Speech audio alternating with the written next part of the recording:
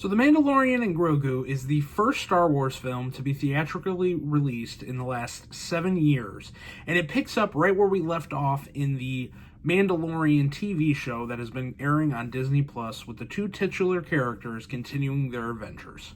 And before I get into my review, I did want to just let you know what my expectations were going into this movie and what my thoughts were on the series, The Mandalorian. Now, I really did enjoy those first two seasons of The Mandalorian. I think of everything that Disney has done so far with Star Wars, especially on the TV side, those first two seasons of Mandalorian were exceptional, were phenomenal. They had the entire Star Wars fandom behind it, and everyone was very excited when those two seasons were airing. On the other hand, I don't feel like season 3 was really all that good, as it was not even a season of television that I was able to finish. So that kind of tells you all you need to know right there. And my expectations going into this film were not extremely high. Obviously, I think this Disney era of Star Wars has been very hit or miss for me. There are some projects that I really love, and other projects that I think are not really that good. And overall, I tend to be a believer that Star Wars is best suited for the big screen and for theatrical releases. And I think that doing so many different spin-offs and TV shows within this universe has actually hurt the Star Wars brand over the years. With all that being said, though, I wanted to put all of those expectations to the side and go into this film with an open mind, and I wanted to enjoy myself because, again, this is the first Star Wars movie that we've gotten in 7 years, and I'm someone that loves to see Star Wars on the big screen. Some of my fondest memories are going to the theater with family, with friends, and seeing these movies. So I was not, like I said, my expectations weren't super high for the film itself, but I was excited to have this experience once again, since it has been so long. So with all that being said, what did I think about The Mandalorian and Grogu? Well, I was a little bit disappointed with the film. I didn't enjoy it overall. I think it is definitely on the weaker side of the Star Wars projects, and particularly this Disney era of Star Wars. But there was some things I liked about it, so let's talk about it. And first, I want to talk about my positives on the film. I think that this does a very good job at carrying over the tone and the vibe that the first two seasons of the TV show had. And I think that opening sequence that they have in this film kind of encapsulates that really, really well. I think if you are a fan of the Mandalorian TV show, you're going to, get an overwhelmingly positive sense when this movie starts and when you go into it, because I think it does a really good job at bridging between the TV show and this film. And I think when it comes to the spectacle side of Star Wars, I think that this has some very, very good action scenes. I will say there was a lot more action in this film than I thought there was going to be, and I think they were all done really effectively. The choreography with the fight scenes was really, really good, particularly that opening scene. I think they really come right out of the gate with the opening scene, give you a fantastic action sequence, and kind of set up the tone, the vibe, and everything that you're going to get with this film. So I thought the opening scene did a really good job at setting the tone. I think the performances from our two leads are also really good here. I really like Pedro Pascal as Din Djarin, the Mandalorian. I think he does a great job, even though most of the time you don't even actually get to see him as an actor kind of emote and his expressions. He has to do it all through his voice and all through his dialogue, and I think he does a really good job here. I think everyone, when it comes to the acting department, does a really, really good job here. I don't think there's really any weak spots. My issues, with characters that we're going to talk about here is going to be more on the writing and the arc side that we go with certain characters. But I think overall, acting-wise, that's everyone who is involved in this film does a good job. And I also think, just like the TV series, that the score is phenomenal here. The standard TV theme that we get with the introduction and everything obviously is a very iconic Star Wars theme when you think about it. But I also think the subtle scores throughout the entire film, when you get, during certain different types of moments and certain types of sequences, I thought the score in this film, like most importantly with Star Wars films, was really good. Other Star Wars films that are iconic, I think, always do a good job with the score, and I think Mandalorian and Grogu is no different. And for my final positive, I think Rada the Hutt, played by Jeremy Allen White, is the best character that's introduced in this film. I really like what we got with this character when it comes to his arc specifically.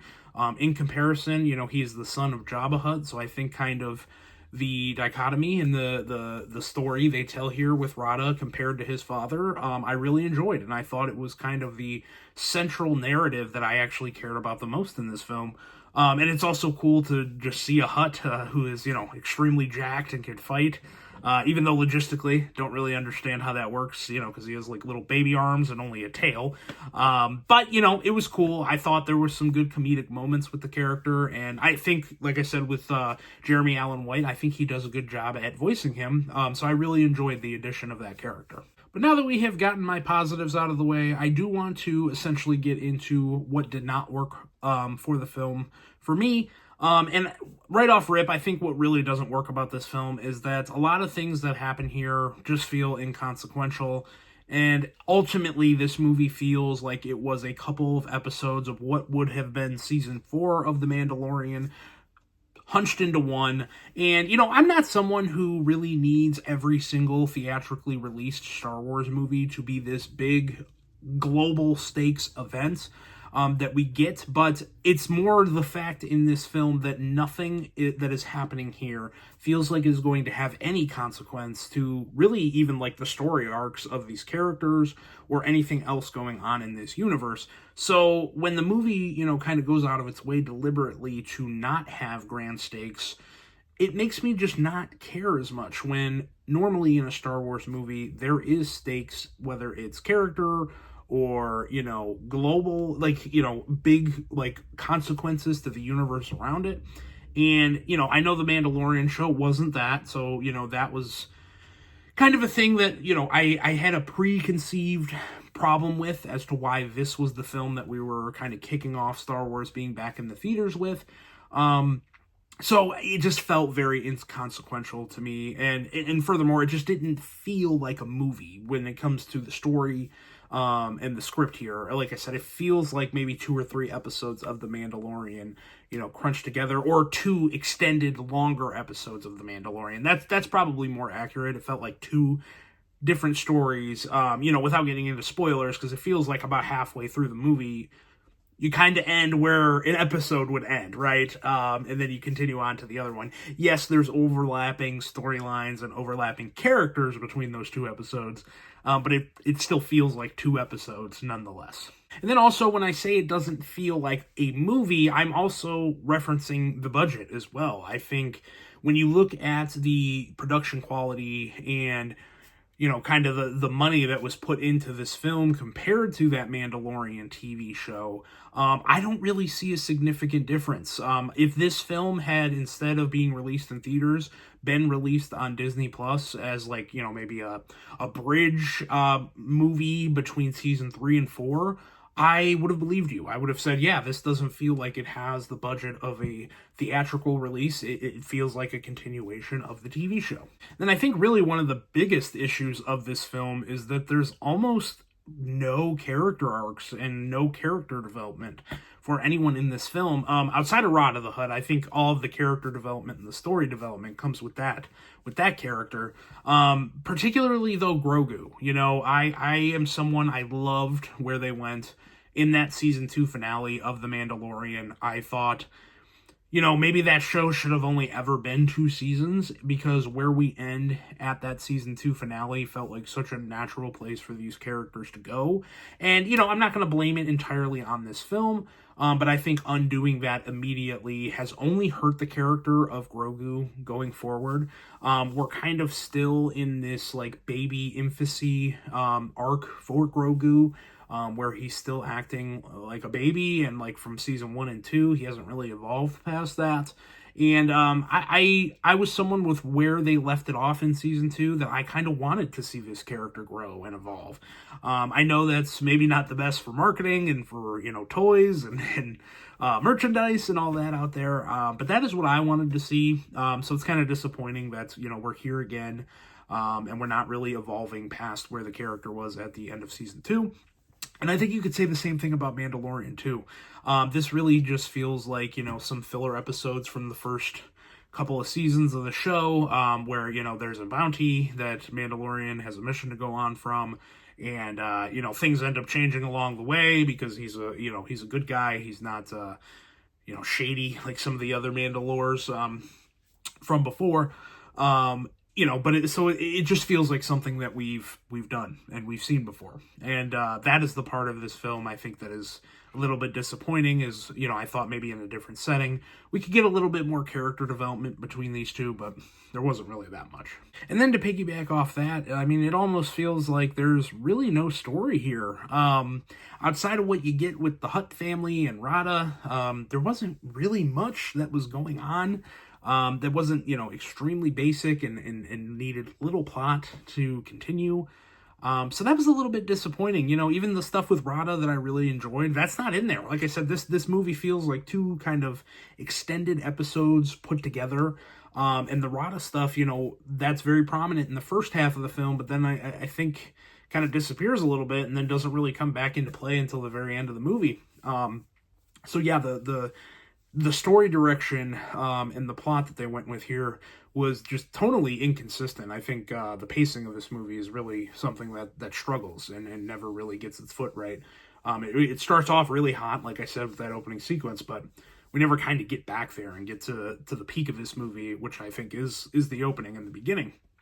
So that was a little confusing to me. Why we made the decision to have a very basic narrative and like very little plot here, because like I said, I thought this could have been a good thing to kind of expand on the series and what we got there. And no longer am I going to be talking about like specific details that I didn't like about this movie. These are just going to be overall things when it comes to the series and the franchise. And I think this was entirely the wrong decision to have this film be the first Star Wars film that we've gotten in 7 years. For a couple different reasons that I've kind of already talked about. This doesn't really feel like an event film. And I understand that, maybe with Star Wars films, not every single one has to have huge stakes, has to have universe-shaking, consequences in them. But I think that this film in particular, because of what I talked about earlier with kind of the TV side and what Disney has been doing with this series, diluting the importance of it and making these not feel like event films, is really prevalent here. I mean, there was just no buzz going into this film. I don't really think this movie, I haven't really checked up on the box office numbers, but I don't think it's going to make a whole lot of money, if it even turns a profit. I don't really know the budget, so again, I can't really speak on that, but this doesn't feel like the Star Wars that I know and love. Like I said, a lot of my fondest memories of going to the movies is going with family and friends in anticipation of a new Star Wars film. And, maybe being let down, yes, but just experiencing that with a group in an awesome theater setting. And I just didn't have that vibe here. A lot of the people that I used to go see those movies with were not excited to see this film. So that vibe was just not there. And that makes me worry for the future of Star Wars and the impact it's going to have on future generations. I mean, I'm probably always going to go see Star Wars films. I'm always going to be a fan of this franchise regardless of where it goes. But, creating those new fans, I don't know how much this film really does that. The show might have. The first 2 seasons of the show might have already done that, but I don't know how this expands that. And I think it was a mistake to lead off with this movie, with Star Wars coming back in 7 years, instead of going with an original story with some of the projects that they have lined up. And then I also, for my last thought, will say, Kathleen Kennedy obviously was the head of Lucasfilm for pretty much the beginning run, the first 7, or not even 7 years, I mean, geez, we're like 11 years in now, of this Disney era of Star Wars. And there was a lot of things that Kathleen Kennedy said and did that I was not a fan of, that I disagreed with, and I thought the direction that she had, was not very great. But now after seeing this film and kind of seeing what has happened on the TV side, it doesn't give me a whole lot of faith that Dave Filoni and Jon Favreau are going to take Star Wars to the promised land and bring it back to where it was. And that's worrisome for me. There was nothing here that really gave me any type of confidence that Star Wars is going to be back, that Star Wars is going to be where it was. And that's disappointing. I want to see new stories. I don't want to keep retreading, some of the stories that we've seen before. So I don't know what that's going to mean, because I think they've been a lot more misses than hits when it comes to their side of Star Wars, like on the TV side specifically. So, a little bit nervous about the future of this franchise. Again, this movie wasn't offensive to me. It's not going to prevent me from going to see other Star Wars films that are coming out soon. But my confidence is not very high. And because of that, I'm going to be continuously setting my expectations at manageable expectations, so I'm not super disappointed, which is actually what I did with this film, and I still walked out disappointed. So I don't know. Maybe I'm just, cursed to not be super happy with what they're doing with Star Wars until something comes around and, gets me excited again. But yeah, that's pretty much it. That's my thoughts here on Mandalorian and Grogu. Like I said, didn't hate the movie. I just was, kind of bored with it, and it didn't really excite me and get me, as hyped up as I wanted to be about a Star Wars film, which is always a little bit disappointing. But I'll still be there at the next release, and hopefully they can turn this around and do a little bit better. So comment below. Let me know what your thoughts. If you've seen Mandalorian and Grogu, comment what you agree about, with what I said here. If you disagree, comment below and just let me know why, maybe I'm wrong. Let's just have a conversation about it. Star Wars has always kind of been a toxic part of the internet, and, I kind of want to get away from that, just have some healthy discussions about this franchise that we all love, and go from there. So that's pretty much all for me today, guys. Thank you for watching again, and everyone, have a great night.